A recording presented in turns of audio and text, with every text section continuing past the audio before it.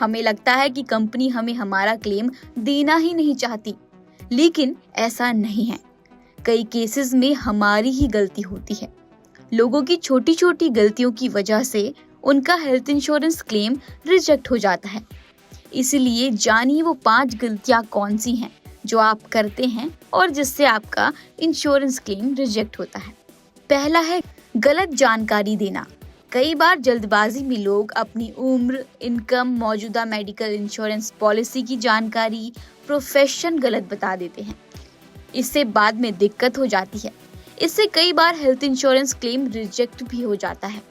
दूसरा है waiting period को इग्नोर करना। हेल्थ इंश्योरेंस में अलग अलग बीमारी के हिसाब से कुछ वेटिंग पीरियड बनाए गए हैं। अगर आप उस वेटिंग पीरियड का ध्यान नहीं रखते हैं और उसी के दौरान कोई हेल्थ इंश्योरेंस क्लेम कर देते हैं जो उसमें से किसी बीमारी से जुड़ा हुआ नहीं है, तो उसका क्लेम रिजेक्ट होना तय है। तीसरा है मौजूदा बीमारी को छुपाना।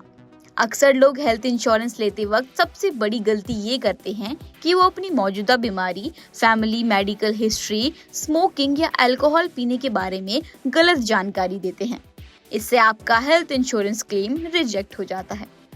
चौथा है पॉलिसी का एक्सपायर हो जाना। वैसे तो इस तरह की गलती बहुत ही कम लोग करते हैं, लेकिन इसके चलते तो क्लेम के पास होने का कोई सवाल ही पैदा नहीं होता।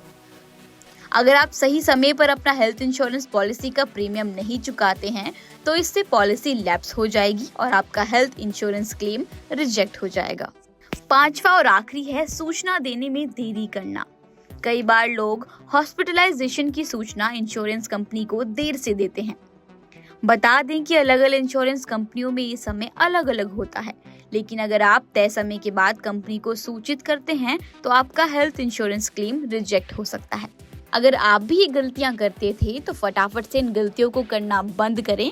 इससे आगे से आपका हेल्थ इंश्योरेंस क्लेम कभी भी रिजेक्ट नहीं होगा।